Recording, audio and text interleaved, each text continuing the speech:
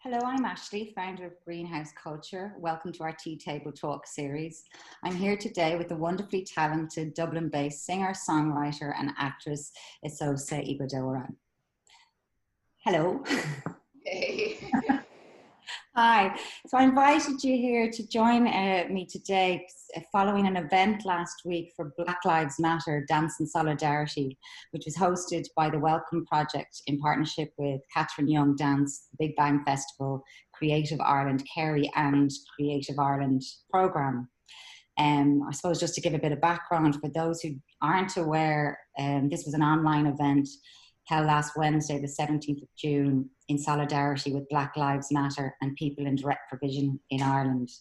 It was an event that invited everyone to come together and dance against racism and in solidarity. So thank you, Esosa, for joining me today. First and less serious is, do you have a cup of tea with you? Yeah. Out of interest, what kind of tea are you drinking? I just have peppermint today. Peppermint, very healthy. I'm Yeah. Earl Grey. Oh, nice. Yeah. Nice. I always love the smell of Earl Grey. Me too. I prefer the taste of peppermint, but there's something about the smell of.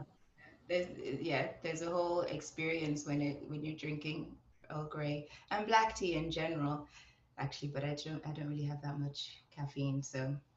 One of the reasons I invited you today is you were one of the speakers at this event last week, and I was really, really struck by what you were saying. While on the one hand you were speaking about racism in Ireland, I really believe your words were kind of more framed in a global context, but it wasn't just about racism in Ireland. Effectively, from what I read from it, you were imparting the importance that Black people, and indeed people in direct provision, are people deserving of the same respect as white people, that Black people, and indeed Black Lives Matter is not a cause. Would you mind explaining a little bit more about that? Yeah. Okay. Well, about now, Black Lives Matter is, I think it's a far larger movement than I even know. So whether or not that's a cause, I think aspects of it certainly are a cause, um, because it's something very specific. It's about ending police brutality and getting laws passed in the states, and it's very much a state-specific thing that I can't really speak to. But definitely, yes, Black people are not a cause, and I say that and I reiterate it because it's, I think part of the big issue with racism, especially here in Ireland, is this inability to see Black people as people in their own right. White people seem so much more comfortable um, in being able to kind of say, oh, yes, I can help you. Putting themselves in a savior position. I'm going to say now, I'm going to work with a lot of generalizations. So, yes, I know not every white person, fine, but I'm speaking generally. Yeah, of course. Yeah, so there is that kind of savior complex, which makes especially Irish people, I think, feel more comfortable because they're like, okay, look, I don't really know what I'm doing here, but if I can throw some money at it, then I feel I've done something. Or, if I can be like, oh yeah, save people in direct provision, I've done something, but they're not really getting to appreciate the fact that, hi, hold on, we are people, and we're not toys, we're not a plaything, and as I say, we're not a cause just to be saved. We're actual people. We deserve to be respected as people. It's interesting because you're right in a sense that, well, Irish people, I think up until a couple of decades ago, really, it was an island with Irish people. So unlike, I suppose, the global context of Black Lives Matter, we are in a little bit of a bubble. And I do think it is sometimes, again, generalizing, hard maybe to know what to do or to realize even that you maybe are throwing money at it, that you're not actually just talking to a Black person as a person. You are sort of either belittling them in the manner in which you're going about things without necessarily meaning to. Like even comments, the way we talk, the language we use, that it is kind of it's something that we haven't, I suppose, had to really see firsthand or address before, in a sense. So this Black Lives Matter has kind of brought, in a sense, the conversation to allowed it to become open in Ireland, to go, well, actually, there is racism here. Just because it's not huge violence and what's happening in America doesn't mean that it's not here, and it can be very, very subtle. Because again, that's one thing that you mentioned during the talk at the Dance for Solidarity event. You mentioned that it was in the little things. Yeah. And that really struck me. And even since then, even I'm thinking about what are the little things that upset me in the way people talk, but also in maybe the little things that I do. I'd be really interested to, I suppose, dig into that a little bit more. Could you maybe give examples or? Yeah, I suppose I'll kind of mention maybe the top, in my mind, the top 3 or 4 things that, are a generalization. I don't, at this point, I'm like, ugh, I'm not getting into my own personal experiences of racism, because I feel then that in itself is just, it's like asking someone to justify something. I strongly feel if I say, look, there is racism, that's all I need to say. I don't need to, qualify it and say, well, on Tuesday, this happened to me. And you know what I mean? Yeah. But in a broader sense, the first thing I always say is the "where are you from" question. And it seems like an innocent question. I mean, a lot of Irish people just don't get it when I'm like, just stop it. It's, you walk up to a person, you're just meeting them. You don't even bother having any sort of conversation, and you're just like, oh, where are you from? And that, maybe, it's like, oh, I don't know, this is a conversation starter. But what you're actually saying is, hi, you don't belong here. Explain yourself, Mm. And then if a Black person in Ireland turns around and say, oh yeah, I'm from Dublin, or I'm from Longford or Cork or wherever, and then the follow-up question is, where are you really from? I mean, I don't know how that isn't anything but a microaggression, really. It's again like, no, no, no, you're not one of us. Tell me, really, where are you Yeah, from? So I'm questioning what you've just said to me. That's yeah, not true. I can see yeah, you're not, in my exactly, eyes, from that. Yeah, very.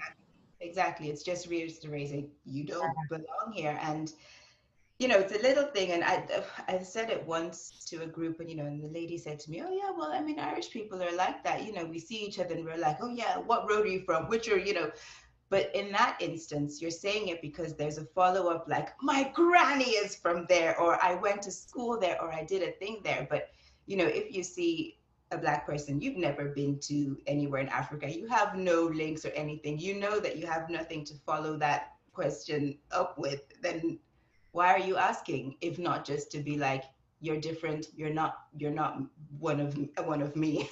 Explain yourself. I mean, I think if it comes up in conversation, that's a different thing. If we're talking and maybe I say, oh yeah, and when I was in South Africa, and you're like, are you South African? Mm. And then I can say, no, actually, I'm Nigerian, and that kind of thing. I was thinking about it today, and whenever I've been outside of Ireland, I don't think anyone really asks, where are you from? Even if an Irish person is on holiday, I think you're more likely to start chatting to someone and then they say, ah, you're Irish, as opposed to, hi, where are you from? You know what I mean? Because They may, unfortunately, the second question may be, you're Irish, where are you from? Unfortunately. But yeah, yeah, that really does strike me, because actually, I was not living in Ireland for a while, and when I came back, actually, that question did drive me mad. And I didn't really, I suppose, stop to think about it from my point of view. Why was that? And maybe it was because in other parts of the world, there feels like there's a broader connection, made. People are talking, as you said, like that we're in a gallery, and they automatically start talking about the painting that people are looking at, and that draws people together. Or there's yeah, other ways into conversations. And yeah, this absolutely. obsession, because it does in a sense, pigeonholed. There's like these markers. I need to put you somewhere on a board. Mm. And I think But that, not even that. I mean, the person asking may have no idea about any country in Africa. No clue whatsoever. There's no follow-up. Do you know what I mean? It's just a case of you're different, yeah, and explain yourself yeah, in form. But, there are other ways, and yeah, they're just other ways. I think when I've been in Ireland for 30 years now. I've been in Ireland for 30 years. Yeah. And so to still constantly be asked, where are you from? And even the nice one, welcome to Ireland. And I'm like, okay, thank you. Yeah, cool. That's very sweet. It's these, as wow, I say, these are the little things. People are being nice, but at the same time, what you're actually doing is you're saying, you don't belong here. You're never going to belong here. This is never going to be your home. And it's like, I have to say, I've been here for 30 years. And then it's like, oh, sure, you're Irish. I'm like, well, if I were, you wouldn't have asked me where I'm from. and out of interest, do you say that? Like, would you be that direct? To say, if I were, you wouldn't have asked me where. Yeah. It depends on who I'm talking to. You can see, this is a lot of the time, these kind of interactions happen with maybe you're on the bus and you meet someone, or it's something fleeting. And in that case, I'm like, yeah, no, I'm not getting into all these things, because this person thinks, I take the intention on board. This person thinks they're being friendly. So I'm just like, yeah, this is a small interaction. Go about your way. It's fine. But if I'm talking to people and I'm having a proper conversation, yes, I will. Yeah.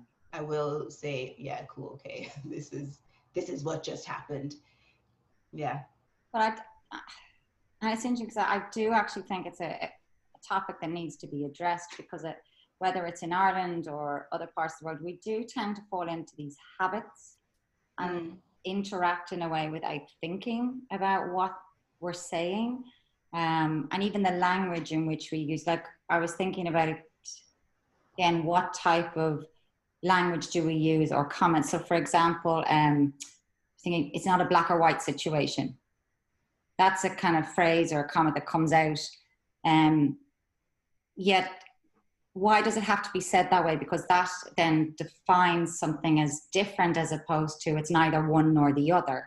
That's a better way to phrase, So I was thinking even of little phrases that come out of our mouths, in a sense, without us really thinking about what's behind those words or what they actually mean. Yeah, I mean, I get where you're coming from, but I think this is possibly one of the things that people are like, you can't tell us what to say, because if you have to stop and think about all the, the etymology behind every single word that you say, then we're into problems, in a sense. But I think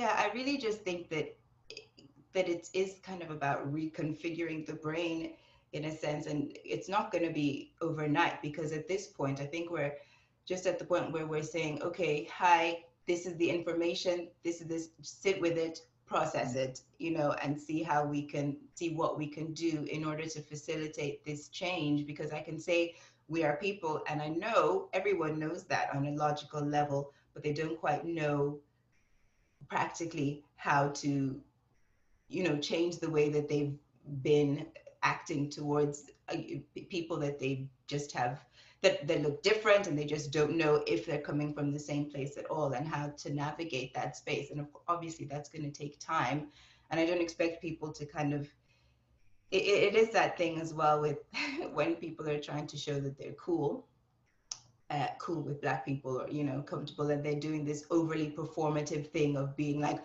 oh yes, I'm all right with you, you're fine. But I'm like, that in itself is not only is it awkward, it's a bit offensive as well, because I don't need your permission to exist. But it is that. Or another friend of mine said the other day, what drives him mad is when people say, I don't see black or white, I don't see the difference. It's like, well, let's be honest. Of course we see that you're Black, I'm white, you're from Asia, of course we see it. So just that in itself. Yeah, exactly. Yeah. I think you mentioned a word there that like different and difference. And in a sense, going back to that, it's in the little things.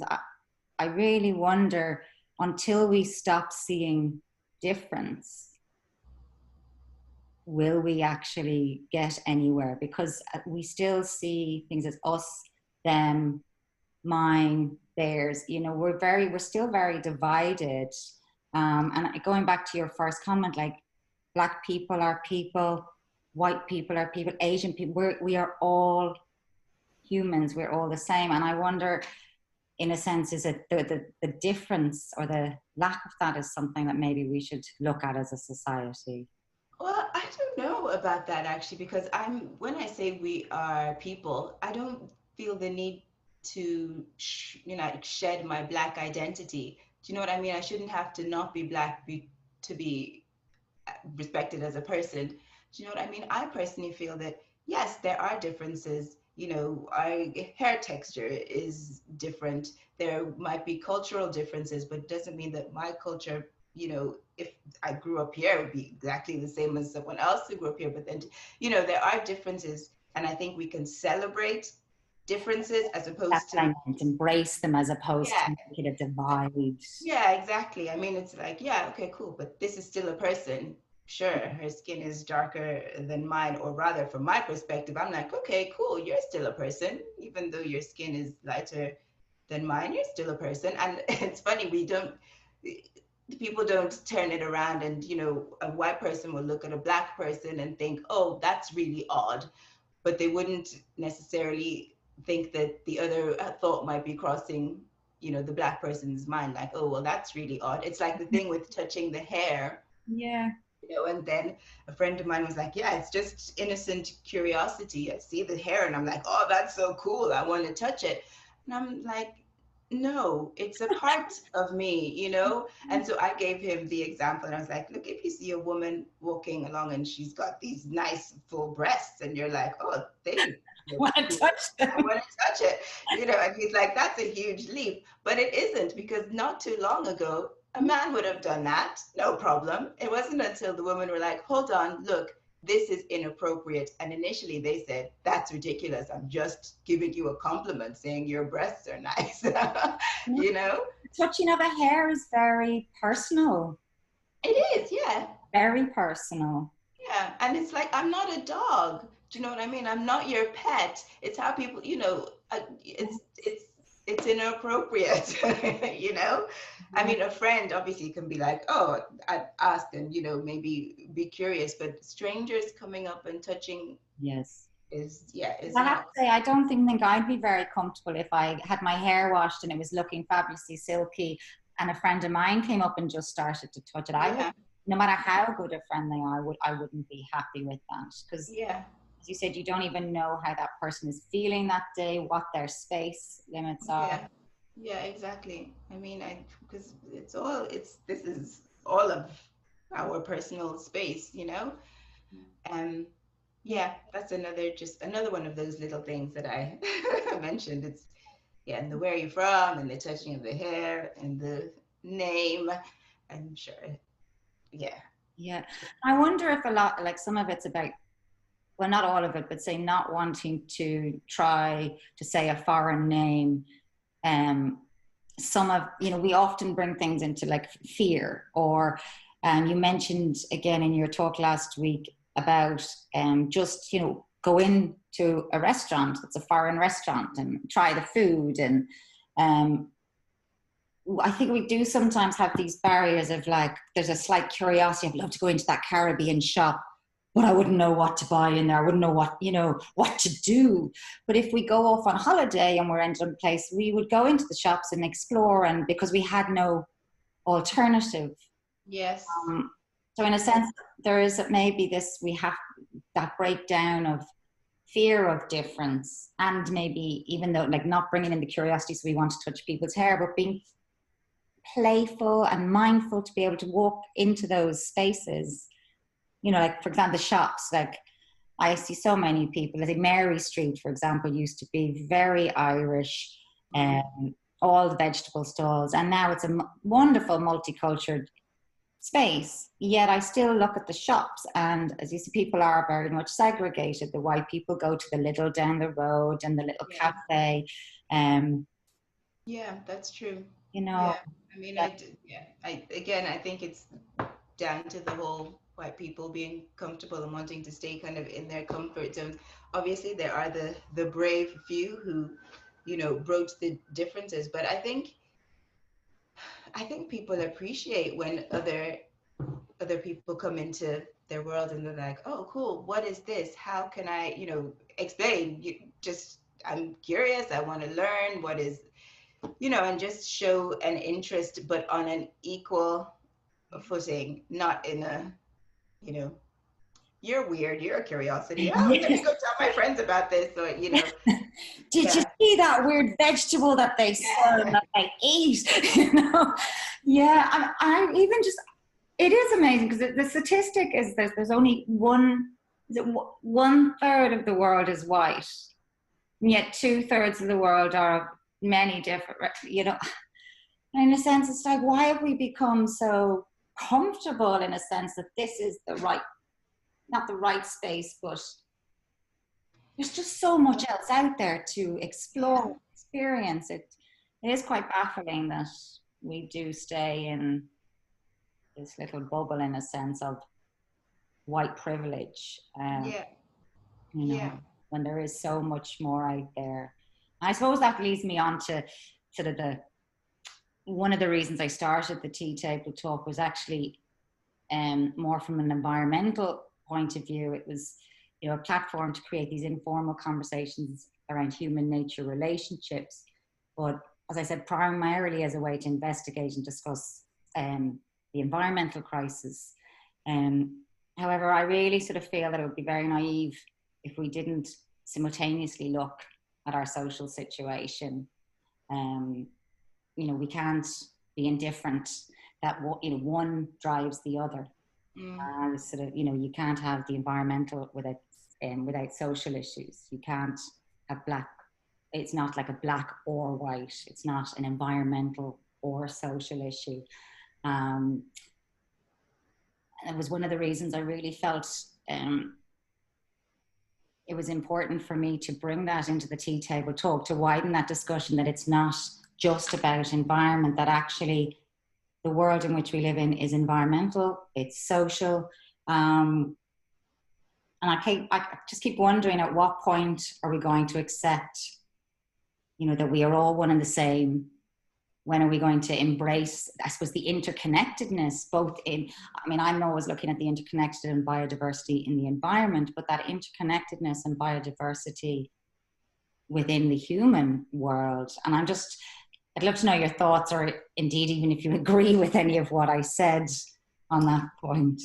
Yeah, well, I suppose again it is touching on as I said, I think it's important to acknowledge, yes, there are differences, but as you say, there are interconnectedness things. Yeah, this is happening. Um, yeah, from an environmental standpoint, it's interesting, and yeah, it is interesting because I guess it's the way our mind works and the way we like organize things in our head, but we always kind of think of a hierarchy though, don't we? I don't know, and it's more like trying to think of it more as a circle, as a ring, and everything is dependent on everything else, and we need this and that in order for, oh gosh, I sound like one of my friends, Ubuntu. He always says Ubuntu. I am me because you are you. It's a saying from South Africa, and that's, and I think in one in my video when I was talking about what we could do about racism, we hear a lot of the black people saying, yeah, we need our white friends to speak out, use your voice and all this, and of course we do. And I think again, white people are really comfortable with that. It's like, yes, I can help, but we also need our white friends to realize that they need us too. So it's not a case of, oh, you're just saving this person because you're a good person, but it's like, hold on, I need black people to exist in my world as equals too. We all need each other, and it is finding that as you say, interconnected relationship, and being more aware of it and appreciating it and nurturing it. Mm. Yeah, yeah, Yeah. absolutely. Yeah, because like the same with how we need nature. If we don't, again, humans are above nature. Like, well, the white man, I know I'm not going to go into any feminist thing, but like the white man, white privileged has created this system where humans are above nature. And now we are seeing that, you know, nature's turning around, and it's like, you know, you're actually going to destroy civilization by the means in which you're doing it. And we, in a sense, that is what's happened in the way we have treated people of difference.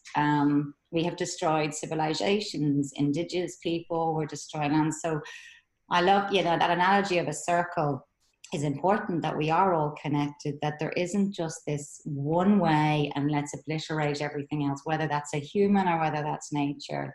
Yeah. Um, and when you were saying there, like we need each other, I'm just thinking, oh my Lord, if there was only white people in the world, one, that there'd be not as good music and the dancing would be terrible. You know, because, you know, as you said, all that culture, all the things we take for granted, that inspire us in the world is because of the multicultural nature Yeah, of. absolutely. I mean, everything, every good thing in this world has come from a mix of cultures and disciplines and everything kind of coming together and creating something beautiful, really. Yeah, Yeah, absolutely. definitely. There's so many, so much more we can unpick, and I could be here for hours talking about it. And I'd love to have you back to maybe, you know, because I know there was one thing that I'd love to touch on some other time, if you're willing, of course, to come back. Was you mentioned your personal campaign, remember, to see more diverse people on the screen, For sure. and I think that's really, really interesting. But I think, in a sense, that's a topic in itself that Yeah. I would love to unpick. But again, it's that idea. I think for me, what I'm going to take from this particular conversation or put out is that diversity is extremely important, um, and it should be embraced. And as you said, difference is good, but difference should not divide in any way. In fact, it should Exactly. be interconnected and we should embrace it. But before we go, I'm aware that you are a fantastic singer, songwriter, and actress. So, one, I just wanted to see if you had any personal projects or performances coming up that you wanted to highlight, or any music, or indeed going back to our actual conversation, if there was any resources or anything that you wanted to let people know about. Yeah, well, this is gonna go out Not later to put then. you on a spot, right? I guess I would We have said are in lockdown, everyone. I'm actually performing probably from right here this evening for a comedy night. Again, that's kind of in honor of George Floyd and trying to raise some money again for the whole Black Lives Matter movements in the States and here as well. But you'll see this after that has happened anyway, so there's no point in that. And mainly at the moment, I'm doing a lot of writing, screenwriting. And again, it's down to my, as I say, my personal campaign. We need to see more people on our screens. So I'm tired of saying, oh, I can't see anyone who I can recognize myself in on television. So uh, well, I've been writing for a while, but I'm like, yeah, just keep on, and trying to get a project off the ground. And yeah, still just thinking and thinking about the next steps and how we can go about, breaking down those barriers. Because when you say Black people on TV, RTE gives you criminals or gives you direct provision, which I think, yes, it's good to see, but again, it's down to the only wanting to see Black people as lower. But as you say, that's another conversation. Yeah, that is. Yeah. watch this space. I'll be looking for something at some point. Something is, well, I'm going to put your website as well down below so people can see it and listen to your music. But even just on just before we go, my husband sent me an article which I'm trying to quickly find and can't. But it was more talking about the how few women were depicted on the Irish radio stations. But one of the things that now, whether I don't know where the statistics have come from, it was in the journal, but apparently Soleil, now let me hang on, the statistics are here. The research found that out of the top 20 Irish artists across 28 music playing radio stations encompassing 560 artists, only 41 are female. But one of the top was Dolores from the Cranberries, which had 6 entries, and Soleil, who is a Black Irish singer-songwriter, actually topped her at accounting for 9 of the entries.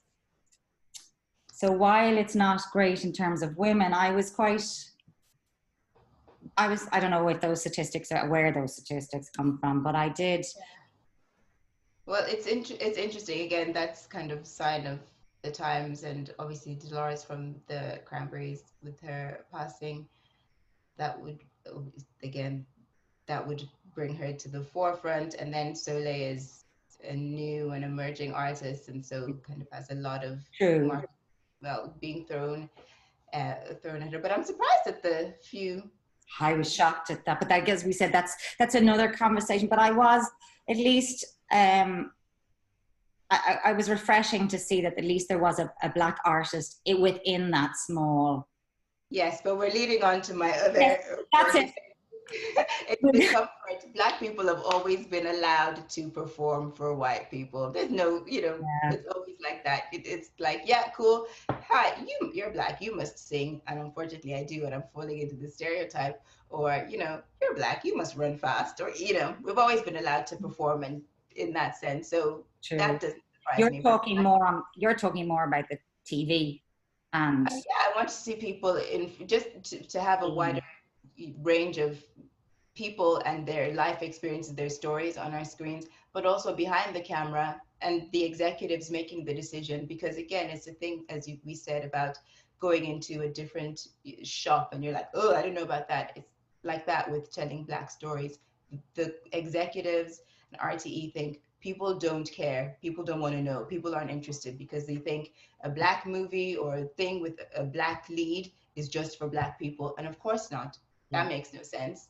We watch movies with white leads all the time and no one says it's just for white people. So why can't we have a Black lead and telling a Black centered story and not have that, translate to everyone? But yes, I'm going on.